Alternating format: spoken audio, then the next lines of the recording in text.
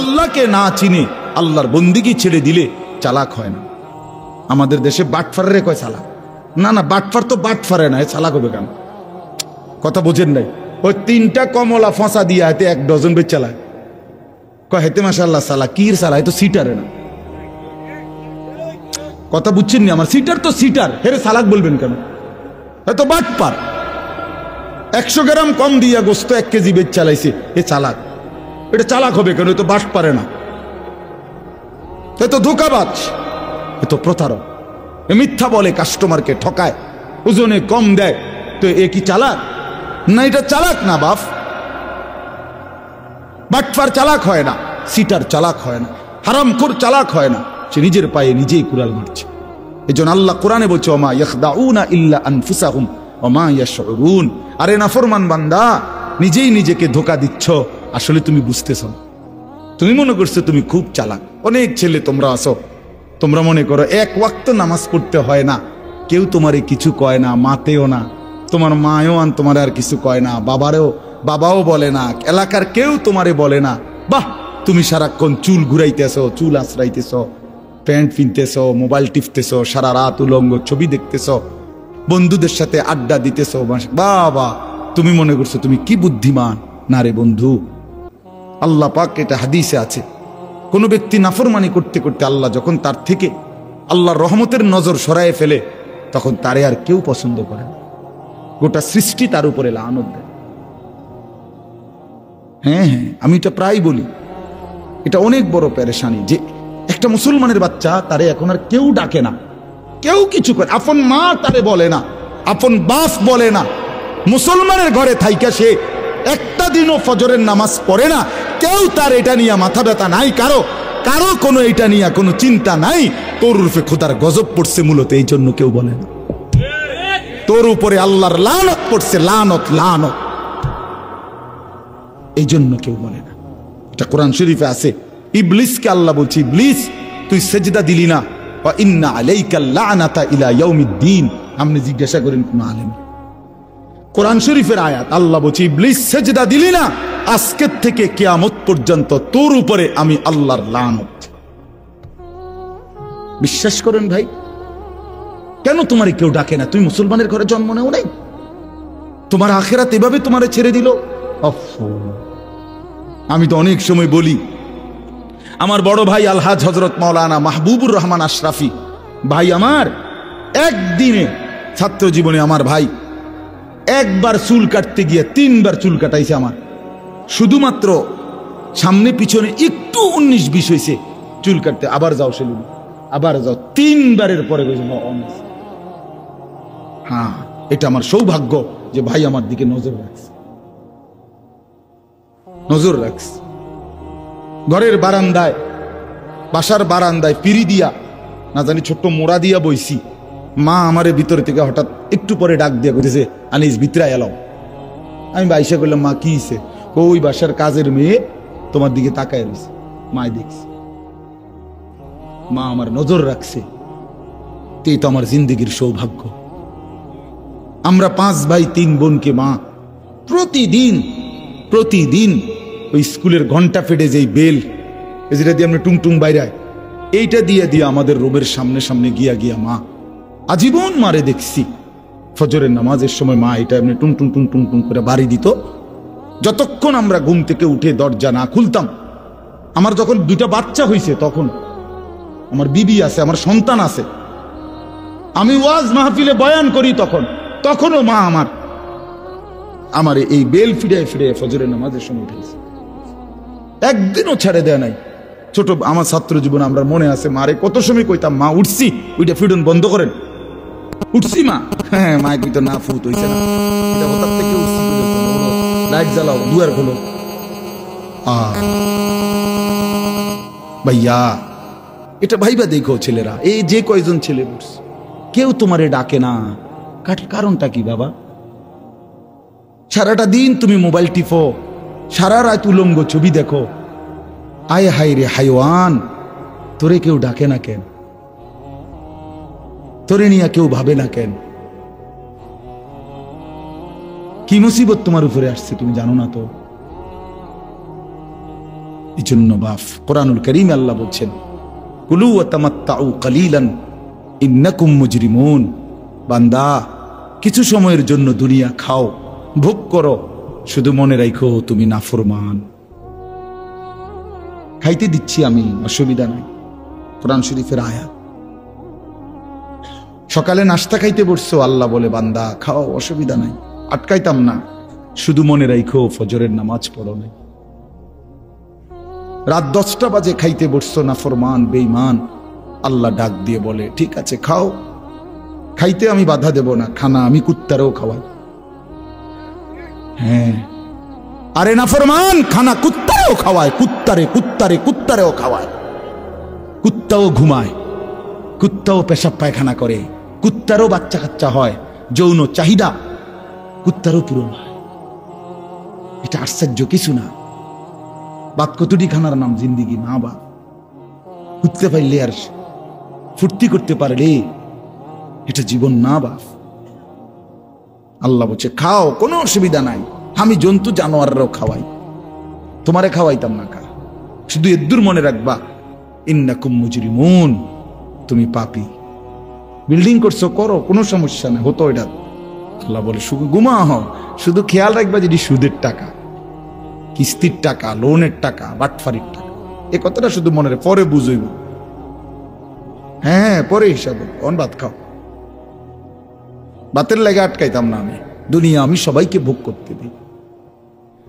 সরাসরি কোরআন কুলু ওয়া তামাত্তাউ কালিলান ইন্নাকুম মুজরিমুন। এরপরে আল্লাহ বলেন ওয়াইলুন ইয়াউমা ইদিল লিল মুকাদ্দিবিন, মিথ্যাবাদী নাফরমান মনে রেখো সেদিন আখিরাতে তোমার জন্য জাহান্নাম।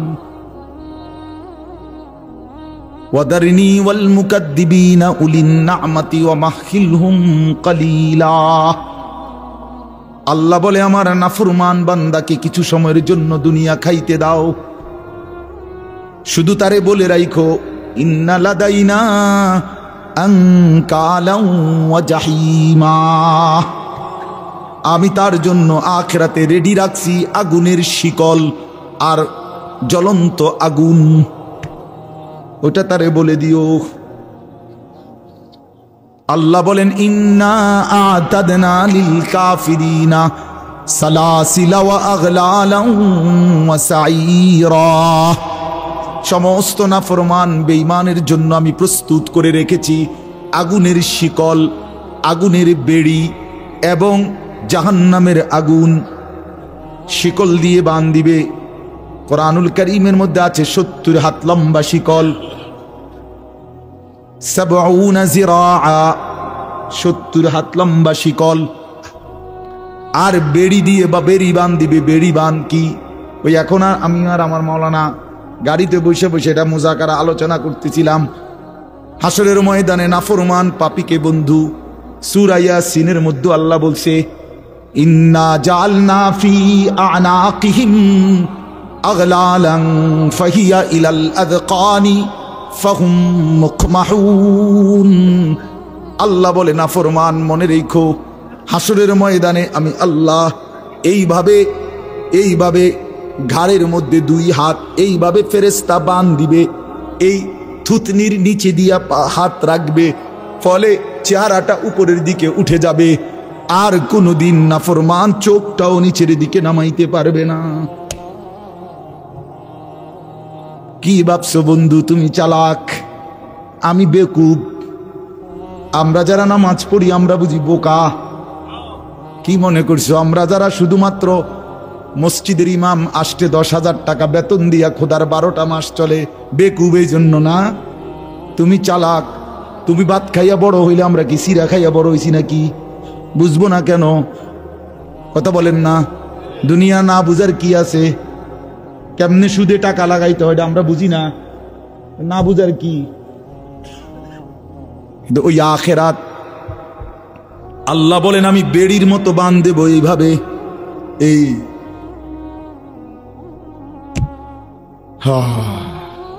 এই এখন বলছি আমি, মৌলানা আমার মাদ্রাসার ওস্তাদ আমার সাথে আসছে, মৌলানা রুহুল আমিন, ওরে বললাম একবার পড়ে শুনাইছি আরবি কিতাব থেকে, তাফসীর থেকে। এক সাহাবী বলছে, আবু দারদা রাদিয়াল্লাহু তাআলা আনহু উনি বলছে, হে আল্লাহর বান্দা, আজ হাত উঠাও। ছেলেরা খেয়াল করো, উনি বলছে, ছেলেরা, এ আল্লাহর বান্দা, আজকে দুনিয়াতে হায়াত থাকতে হাত উঠাও নামাজের জন্য। এখন যদি হাত উপরের দিকে উঠাও, এটা নামাজ হবে, এর বিনিময়ে জান্নাত মিলবে। আর যদি এই হাত না উঠাও, একদিন আল্লাহ ঠিকই এই হাত উঠাবে, কিন্তু সেদিন বেড়ির মতো বান দিয়া দিবে।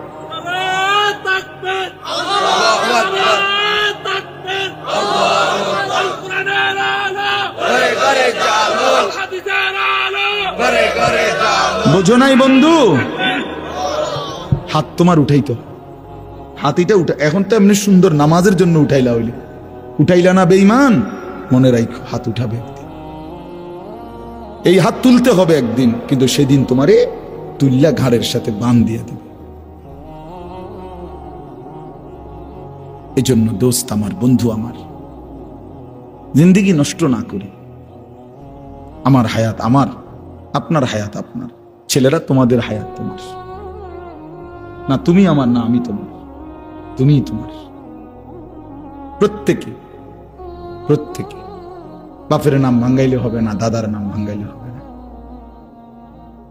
আমি আমার, আমার কবরও একা, আমার আখিরাতও একা, আমার হাসরও একা, আমার মিজানও একা। অতএব আমরা প্রত্যেকে আল্লাহকে মানার চেষ্টা করি, আখিরাতের ফিকির করি। বলেন ইনশাআল্লাহ, বলেন ইনশাআল্লাহ। দুনিয়া চলবে, কোনো অসুবিধা নেই, আখিরাত সাথে নেন, আখিরাতকে মিলায় নেন। বাজারও করেন, নামাজও করেন। কথা বোঝেন না? অসুবিধা কি? বাজারও করেন, নামাজও পড়েন, সংসারও করেন, আল্লাহরও ডাকেন, উপার্জনও করেন, হারাম থেকেও বাঁচেন। অসুবিধা কি? পারবেন, হালাল দিয়েই সংসার চলবে। আর যদি আমি থাকতে আমার পুরা সংসার, আমার আব্বা, আমরা 5 ভাই 3 বোনের জন্য, বিশ্বাস করে আমরা 5 ভাইয়ের জন্য আব্বা আমাদের জন্য কোনো বিল্ডিং করে দেওয়া যায়নি। আমরা বাবার মৃত্যুর সময় 2015 সালে আব্বা ইন্তেকাল করছে। আমরা 5 ভাইয়ের কোনো ঘর ছিল না। সরকারি একটা বাসায় সরকারি লিজ দিয়া, বছর বছর সরকারি খাজনা দিয়া আমার আব্বারে প্রাইমারি স্কুল থেকে একজন কুমিল্লা শহরের একজন লোকের মাধ্যম হইয়া, বিলাল ভাই আমগো বাসায় গেছেন না? ওটা তো আমগো সরকারি বাসা, জানেন না আপনি? এটা ঠাকুরপাড়ার যে বাসাটা, সরকারি বাসা, সরকারি লিজের বাসা। তো এই বাসায় আমরা থাকতাম। আমার বাবার হায়াত এখানেই শেষ হয়েছে। আমার আব্বা ওই বাসাতে ইন্তেকাল করছে। 5 ভাইয়ের কোনো ঘর ছিল না। 2015 সালে বাবা ঘর করে দিয়ে যায় নাই। আজ 2024 সালে 9 বছরের ব্যবধানে আলহামদুলিল্লাহ আমরা 5 ভাইয়েরই আলাদা আলাদা বিল্ডিং আছে। 5 ভাই বিল্ডিং এ থাকে। তো কি হয়েছে? অসুবিধা কি হয়েছে? বাপ যাওয়ার সময় ঘর করে দিয়ে যায় নাই, তো পরবর্তীতে কি সন্তানরা ঘর করতে পারে নাই? কিন্তু বাবা 5 ছেলেকেই আলহামদুলিল্লাহ মাদ্রাসায় পড়াইয়া আলেম বানায় দিয়ে গেছে। 5 ভাই আলেমে দিন হয়েছে। ফলে কি হইল? এখন বাপেরও লাভ, আমারও লাভ। আল্লাহর কথা বললে, আল্লাহর কোরআন পড়লে, নামাজ পড়লে আমারও নেকি। আর আমার বাপে যে আমার এই ইলম শিখাবার ব্যবস্থা করে দিল, আমার বাপের আমল নামা তো নেকি। বাহ, আব্বাও লাভ, আমিও লাভ। আর দুনিয়া তো মিলছে। আমার আব্বা না থাকার পরেও তো আমি গদ্দুয়ার করতে আসছি, তো সারছে তো মোটামুটি। এই জন্য দয়া করে সন্তানকে বঞ্চিত করবেন না, সন্তানকে বঞ্চিত করবেন না। আল্লাহর কোরআন থেকে সন্তানকে বঞ্চিত করিলে তার সবচেয়ে বড় নিয়ামত থেকে বঞ্চিত করলেন।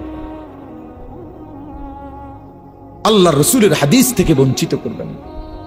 অভাবের কারণে কোনো চিন্তা করেন না, এগুলো কোনো বিষয় না বাপ। সন্তান জেনারেল পড়ালা পড়লে, আল্লাহর কোরআন শিখলে, দিন শিখলে ভাত মিলবে না, না মিয়া, এগুলা বেহুদা কথা। ভাত রিজিক আল্লাহ তাআলা বলছে ওয়াফিস সামাই রিজকুকুম, তোমাদের সকলের রিজিক আসমানে। কোথায়? খেতে? না না না, ওয়াফিস সামাই, আসমানে রিজকুকুম, তোমাদের রিজিক। মানে ফয়সালা কোথায়? উপরে। আপনি ধান লাগাইলেই যদি ধান হইতো, তো ধান মাইর খায় কা? কথা বলেন না কেন? মানুষ যদি ফসল লাগাইলেই ফসল হইতো, তো ফসল মাইর খায় কেন? এই তো নাইলে এখানে মধ্যে ঝড় আসে কেন, এখানে ফোকে ধরে কেন? আমি কি চাইছি নি ফোকে ধরতো? তো তাহলে আমি যদি এটা বুঝি যে আমি লাগাইলেই ফসল হয়, তো আমি লাগাইলে ফসল হইলে তো ফসল ক্ষতিগ্রস্ত হইবার কথা না। আল্লাহ তাআলা বলেন, বান্দা রিজিক আসমানে, আমার ফয়সালা, আমার ফয়সালা, আমি দিলে হয়, আমি না দিলে হয় না। আমারে ভুইল না বান্দা, আল্লাহকে ভুইল না। ছেলেরা বাপ, তোমাদের যে কয়জন ছেলে বসছো, রাগ হইও না বাপ, চেহারার দিকে তাকাইয়া বুঝাই যায় অনেক ছেলে তোমরা এই যে কয়জন নামাজ পড়ো নাই। অনেকে বেনামাজির চেহারা দেখলে চিনা যায় বাপ, বেনামাজির চেহারার মধ্যে কোনো দয়া মায়া থাকে না। বেনামাজি অসিব্য, বেনামাজি বেয়াদব, সোজা কথা। বেনামাজি হাইওয়ান, ওটা মানুষ না। যার কপালে সেজদা নাই ওই কোনো মানুষ না, ওই জন্তু, সেজদাবিহীন শয়তান, সেজদাবিহীন রাজিম, অভিশপ্ত, সেজদাবিহীন মালউন, লাআনতের যুগ। সব কোরআনের আয়াত। কোরআন শরীফে আছে জাহান্নামী চিৎকার করবে, ফেরেশতা বলবে, এই বেঈমান, মা সালাকাকুম ফি সাকার, কেন জাহান্নামে আসলি? আল্লাহর কসম ছেলেরা বাবারা, কোরআন শরীফের আয়াত। আল্লাহ বলে, জাহান্নামী বলবে, ক্বালু লাম নাকু মিনাল মুসাল্লিন, কি ছিলাম না? আমি নামাজি ছিলাম। ক্বালু লাম নাকু মিনাল মুসাল্লিন, জাহান্নামী বলবে, ফেরেশতা আমি নামাজি ছিলাম না, এজন্য আজ জাহান্নামী হলাম। আল্লাহ কোরআনে বলেন, প্রতিটা নাফরমান মৃত্যুর সময় মালাকুল মউত আজরাইল তার কলিজা থেকে রূহটা, নাফরমান পাপীর রূহটা একটা টান দিয়া ছিঁড়ে ফেলবে। কাল্লা ইযা বালাগাতিত তারাকি, টান দিয়া যখন ছিঁড়বে রূহটা, আল্লাহর নবী বলেন রূহটা, কোরআনে আল্লাহ বলেন যখন এই কণ্ঠনালীর কাছে গলার এখানে আইসা রূহটা আটকায়া যাবে, এবার বের হতে চাইবে না। আল্লাহর নবী বলেন মালাকুল মউত আজরাইল তখন নাফরমানের রূহটা কণ্ঠনালী থেকে টান দিয়া ছিঁড়া টুকরা টুকরা করে বের করে ফেলবে। কোরআনে আছে বন্ধু, এমন নির্মম মৃত্যু কেন হলো? মালাকুল মউত আজরাইল এভাবে কেন ছিঁড়ে ফেললো রূহটা? আল্লাহর কসম, আল্লাহ কোরআনে বলেন কেন এমন হলো? কারণ হলো ফালা সাদ্দাকা ওয়ালা সাল্লা, আমার এই নাফরমান বান্দা আমি আল্লাহকে বিশ্বাস করে নাই, ওয়ালা সাল্লা, এবং নামাজ আদায় করে নাই। কি ভাই, নামাজ পড়ে নাই, এজন্য বেনামাজি মনে রাখেন একদম কলজাটা সিরা লাগবে, আজরাইল টুকরা টুকরা করে ফেলবে, টুকরা টুকরা করে ফেলবে, কষ্ট হবে, ভীষণ কষ্ট হবে। আবারও বললাম, এই দুনিয়ার পদ পদবী, দুনিয়ার এই মাল দৌলত কিছুই না বাপ। আল্লাহ তাআলা আমাদের প্রত্যেককে আখিরাতের ফিকির দান করেন, কবর না ভুলি, আখিরাত না ভুলি। আল্লাহ তাআলা বলেন তাকওয়া হও, মুত্তাকি হও, গুনাহ ছাড়ো বান্দা, বন্দেগী করো বান্দা, বিনিময়ে কি হবে? এইবার শুনেন শেষ কথা। আল্লাহ বলেন ইন্নাল মুত্তাকিনা ফি জান্নাতি ওয়া উয়ুন, 14 নম্বর পারা 15 নম্বর সূরা, সূরা হিজর, এই সূরার 45 নম্বর আয়াত।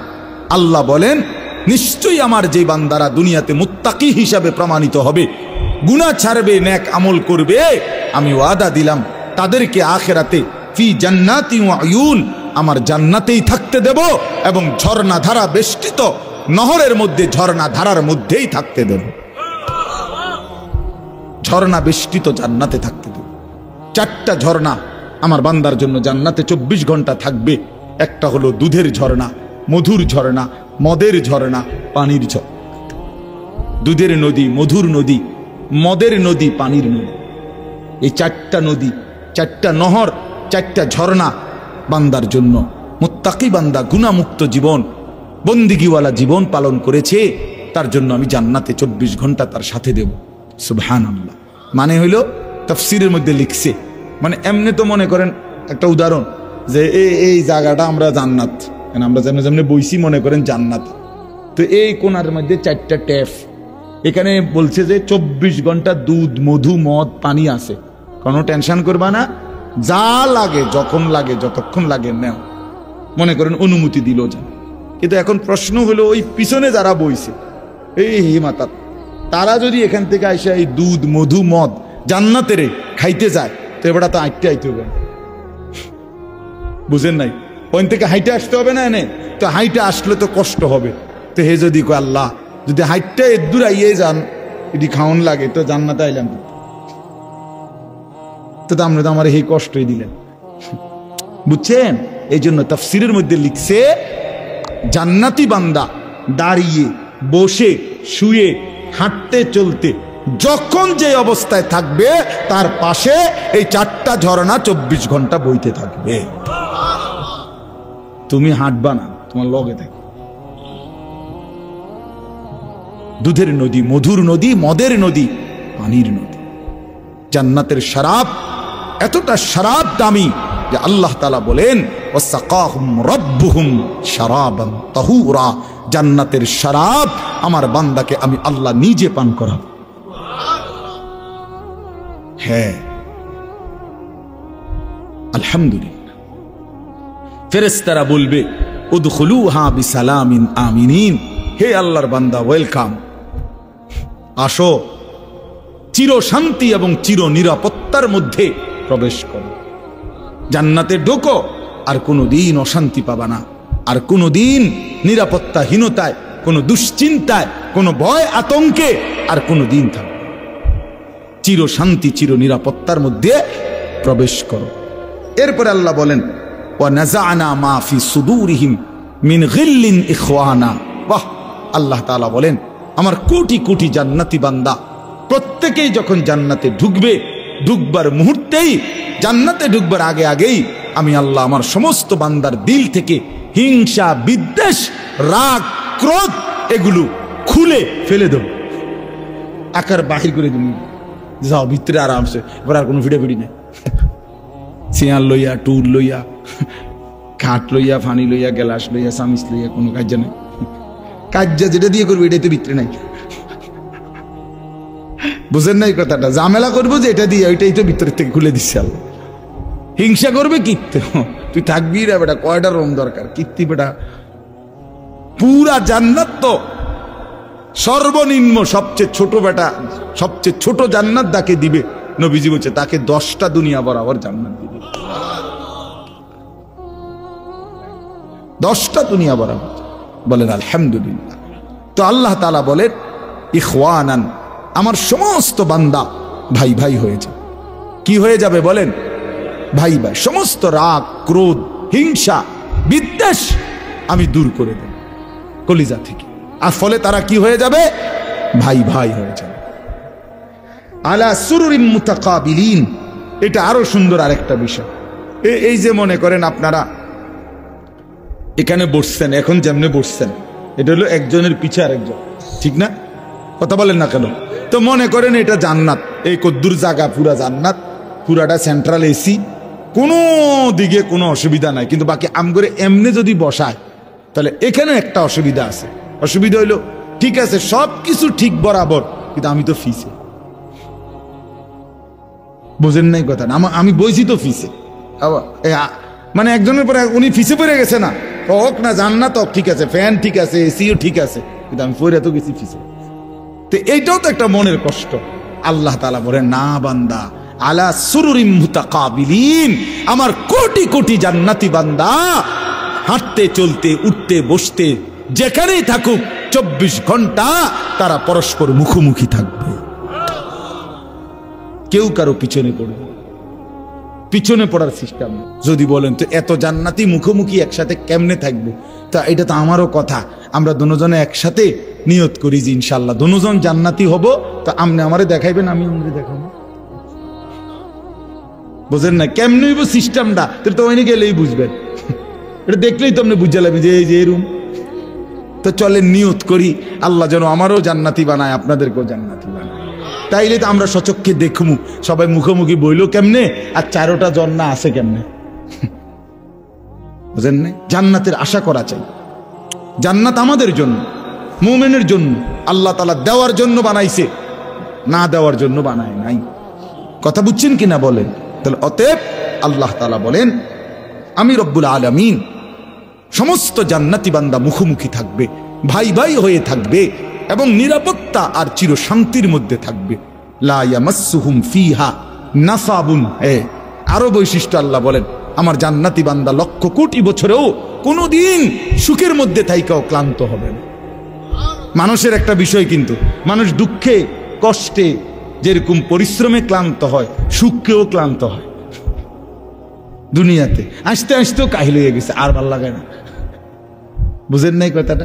আড্ডা দিতে দিত দোস্ত আর ভাল লাগতেছে না রে, কি তার কি আর কেন জানি লাগে, ভাল লাগে না জায়গা মানে অথচ কিন্তু হাসি মজা কি করছে, মানে সুখেও মানুষ কি হয় ক্লান্ত হয়, দুঃখে ক্লান্ত তো হয়, রোগে সুখে বিপদে মুসিবতে তো ক্লান্ত হয়। আল্লাহ তাআলা বলেন আমার বান্দা জান্নাতে কোটি কোটি বছরের আনন্দেও কোনোদিন ক্লান্ত হবে না। ওমা হুম মিনহা বিমুখরাজিন।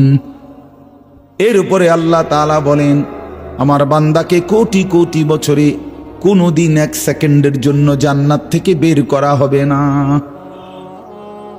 দুনিয়ায় কিন্তু একটা বিষয় আছে মানুষের, মানুষ কোনো জায়গায় একটা খুব আরামের মধ্যে থাকলে 2, 4, 5, 10 দিন 15 দিন কতক্ষণ থাকলে দৌড় বেড়া কতক্ষণ বইয়ে থাম যায় বেটা, একটু হাইটে আই, একটু বাহিরের থেকে আসি, এমন মানুষের প্রবৃত্তি। তো আল্লাহ তাআলা বলেন লক্ষ কোটি বছরেও আমার বান্দা কোনোদিন 1 সেকেন্ডের জন্য জান্নাত থেকে বের হতে চাইবে না, বের করা হবেও না, তার দিলেও চাইবে না। লা ইয়াবগুনা আনহা হিওয়ালা। হিওয়ালা কোনো বিরক্তি কোনো ক্লান্তি জান্নাতি বান্দার মধ্যে থাকবে না। ভাইয়া এভাবে জায়গায় জায়গায় কোরআন শরীফ আল্লাহ তাআলা জান্নাতের বর্ণনা দিয়েছে। তাহলে এতগুলো কথা কি আল্লাহ তাআলা, এতগুলো কথা এতবার জান্নাতের কথা আল্লাহ তাআলা বলছেন এমনি এমনি দেওয়ার জন্য বলছেন, আমরা কদর করলাম না। এবার শেষ আয়াত, শেষ 2টা আয়াত শুনেন, এই শেষ কথাটা মনোযোগ দিয়ে শুনেন। আল্লাহ তাআলা বলে দেখেন কি সুন্দর কথা আল্লাহ বলছেন।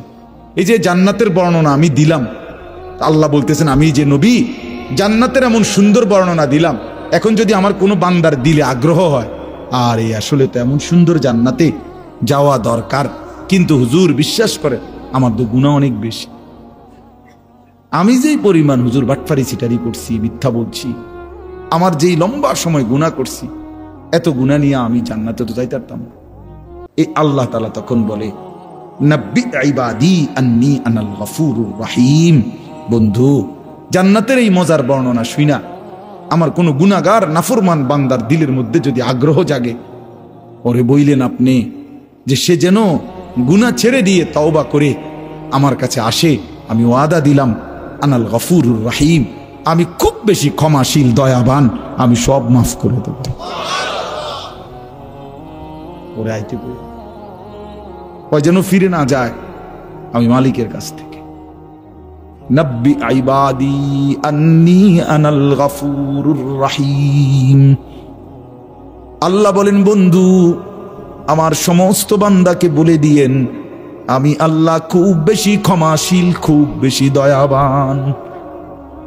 আল্লাহর নবীকে আল্লাহ বলছেন বন্ধু 90 বছরের কোনো ধারাবাহিক নাফরমান 90 বছর পরেও যদি কোনোদিন ভুল বুঝতে পারে, পিছনের গুনাহ ছেড়ে দিয়ে আর কোনোদিন করবে না ওয়াদা দিয়ে, লজ্জিত আর অনুতপ্ত হয়ে 1 ফোঁটা চোখের পানি ফেলে রাত গভীরে অন্ধকারে একাকী যদি কোনোদিন আমি আল্লাহকে ডাক দেয়, আমি বন্ধু ওয়াদা দিলাম গভীর রাতেই আমি আল্লাহ 90 বছরের গুনাহ মাফ করে দেব।